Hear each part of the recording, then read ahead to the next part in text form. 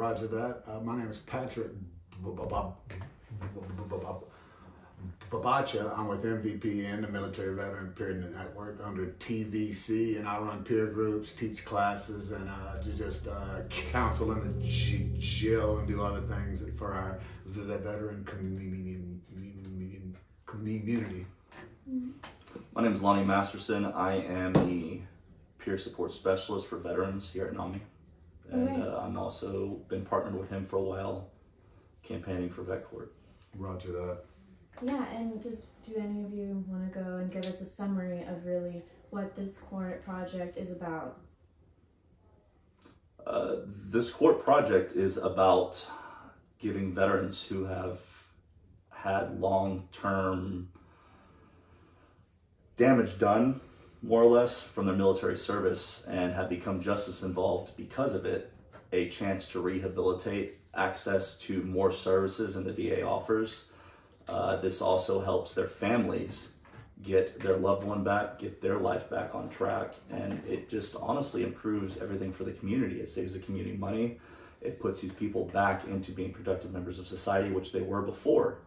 So it's just a great program, and we have, I believe, 32 or 33 already in the state of Texas that have all ran successfully.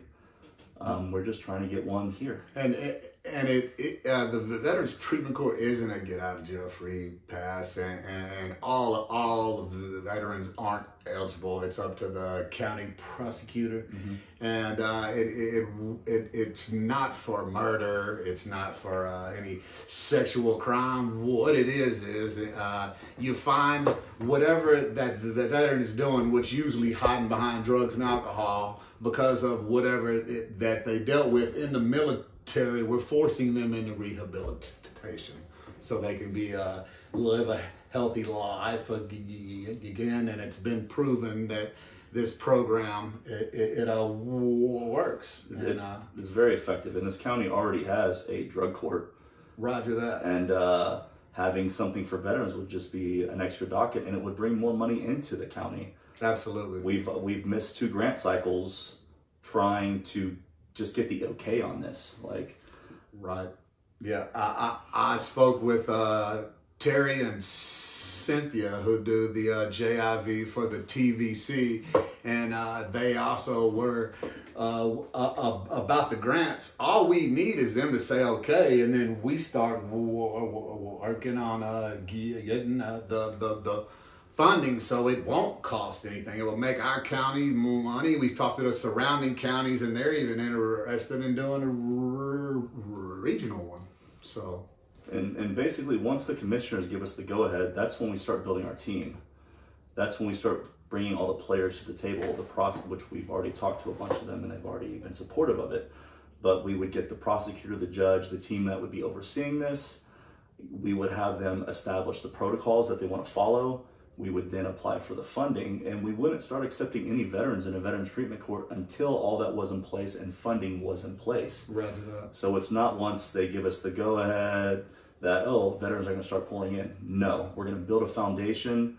We're going to get all the key players involved. We're going to get the money there. That way we can make sure these vets have the best chance possible. And then that's all that we're trying to do is to help vets. Just to help the veterans. And it won't cost the county a dime. Like, we even already have the grant writers in place to be able to do this. I mean, all we're asking is, if you think about it, if we change one life a year, which we're going to change way more than that. But it's not just changing a life. It's fixing something that's broken because they served our country. And that shouldn't be anybody's fault. And some people need counseling and things like that. And it's not a second chance. What it is bringing that person back to who they really are. Wouldn't you say so? 100%. And if they go into vet court, and let's say that they don't do everything they're supposed to do, there's corrective measures that will be put in place. They will have to first write an essay, where they went wrong, what they're going to do to correct it.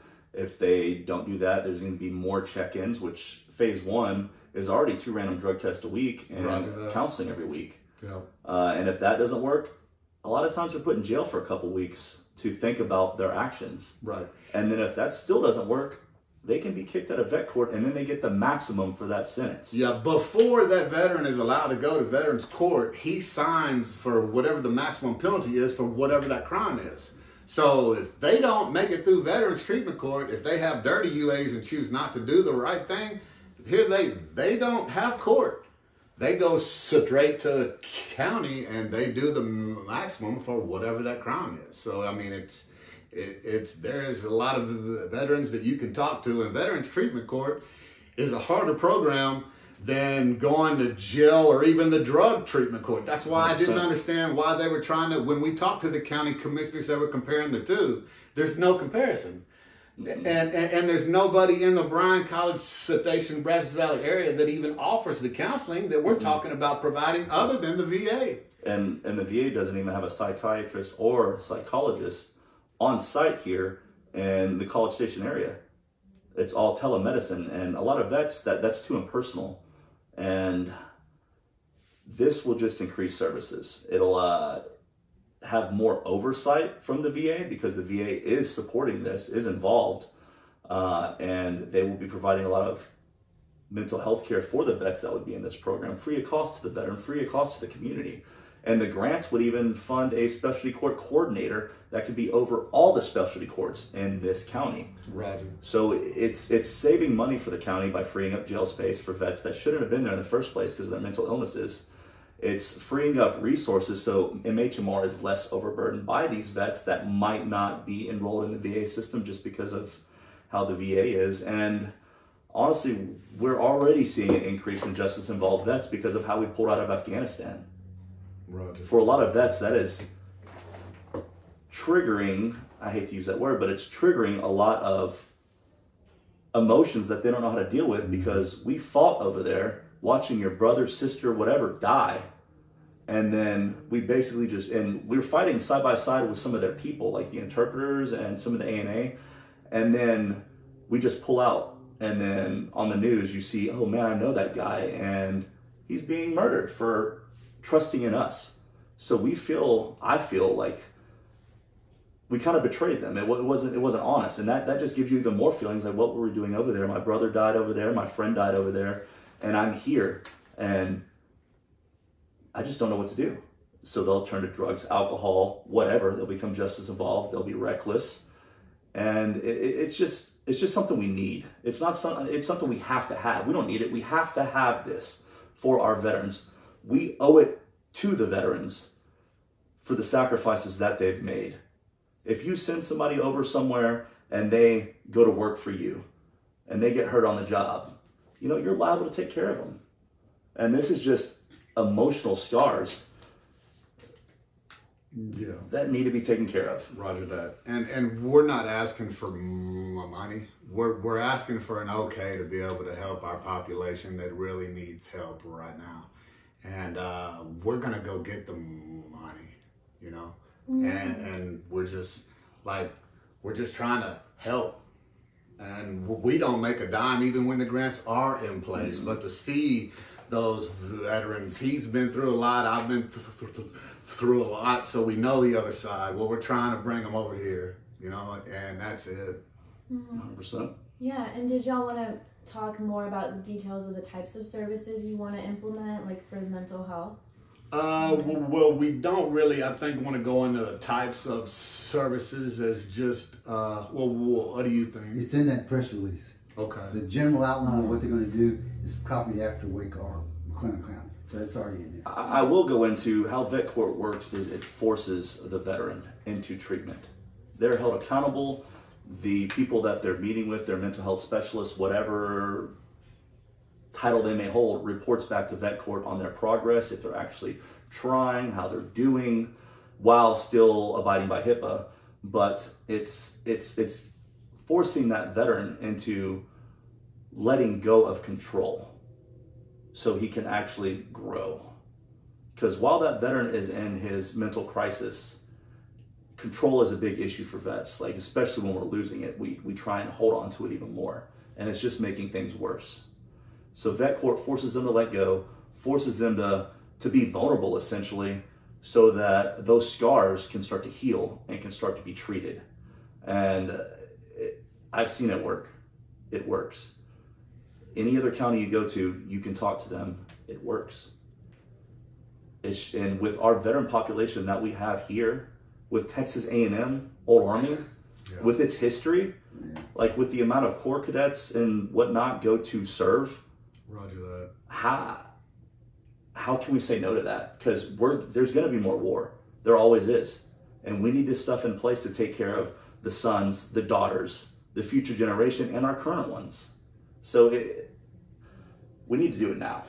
And it's not just the veteran, it's the veteran's family. You know, it's the veteran's parents. It's anybody that veteran deals with, anybody that's loved that veteran before the military and after the military. And this rehabilitation is to get them more the man they were prior to the military, where you're living a healthier life and you have a clear head and you know that something isn't your fault, or how to deal with even a TBI, how to handle your PTSD, you know, whatever that is. It's the training to be able to go out and cope and just live a healthier lifestyle with your family and friends. Yeah, and like you mentioned before, we do have a crazy veteran population here in like the Brazos County, and it's just like, why do you think we don't have this in place already, this program? Well, people have been trying to, I think, implement something like this for A year. It's more than nine years. Well, really? Oh, 9 yes. years. No, and I kind of jumped in and started working with others. I would say back in 15, and it's just kind of been something that everybody's working on, but really hadn't had the. I guess I've always heard two things: the population and the money. Well, then. We did a lot more research on a lot more things, including the counseling that I did in Sandy Point, and saw the veteran population coming through there. Lonnie and I got together and we're like, you know what? Let's find out exactly what we need to make this happen. Lonnie did a bunch of research. We spent 9 to 10 months because of the county commissioner's schedule going in all of their different offices and talking to them about how much we needed a veterans court. And I would say it lasted this long for the main reason of, after we had spent all those hours with all those meetings, we go to a meeting and they turn down the two that are the most for veterans court, that were just trying to do a meeting. You know, they're the most passionate too. If you're for veterans court, why would you not? They weren't giving them any power. They were just, it was just something to say somebody was trying to work towards a veterans court, and it just got turned into, all of a sudden we were doing a workshop. What have we been doing for 9 or 10 months? You know, we have been talking to them. We've already had those workshops. Irma already said she would do a resolution. Like, we thought it was going to be a yes vote, and then it got a little out of control when we were in there, and we're not proud of it. It just, I guess it's politics, and we're not good at it because we're going to, you know, help our population and tell the truth. And there's been some misinformation that has been spread about it. I'm not going to mention names, but it has happened, and that has swayed the opinion of some of the people in the commissioner's office. Wait, I'm sorry. I'm just going to check something on my camera really quick. But this is going really well. Just making sure my camera... Can I do the technical part after this? About the political part? Go through that. About the impact on the city. So she'll know, when she talks to them, she'll know more. So they can't BS her. You want to come sit in the middle? No, I'm sorry. I'll just... Y'all doing good. This is good. I just think we need the rest of the story. No, yeah, you're the expert on politics. I'm just... But that thing about the families, they're saving all kinds of freaking money keeping those families together. Mm-hmm. Some cops had to go out to a car, I forgot what state it was in, just recently, the last couple of days, and they stood beside this door, and this woman was in there kind of going crazy. I don't know if she was a vet or not, but anyway, she's kind of going crazy, and she killed them both. She shot them both through the window. Wow. And so they're in that position every time they go to one of these deals. And it's worse with vets because we're trained. Right, exactly. A lot of us are trained. They're more dangerous, yeah. Right, exactly. And when they go into that mode, that, you know, it's absurd. This is just so damn silly. I can't even think we're talking about it.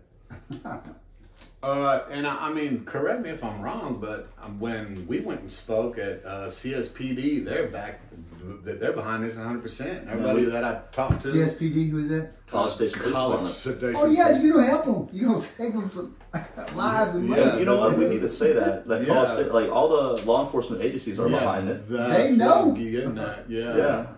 Like, they're all behind it. You already work with CIT with veterans. Yeah. So be sure to, throw that in there too. Mm-hmm. Yeah. Okay, so my battery literally just died on me. However, I do have all the interview saved. Okay.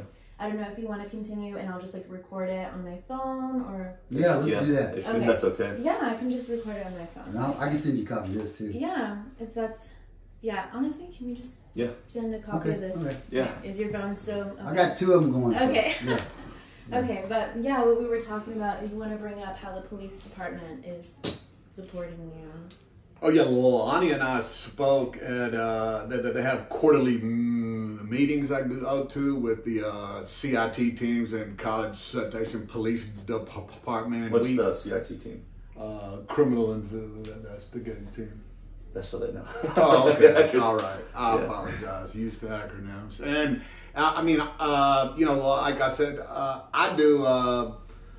I'll meet them. Lonnie's been with me, and sometimes they'll even release the veterans to us. And I guess what I'm saying is, all of our local law enforcement also supports this because it's helping them also. And if you talk to 90% of them, I would tell you that they would tell you that this population, that when you go out on a call, you never know what you're going to run into. And I get calls all the time on showing up also to be able to deal with a veteran situation.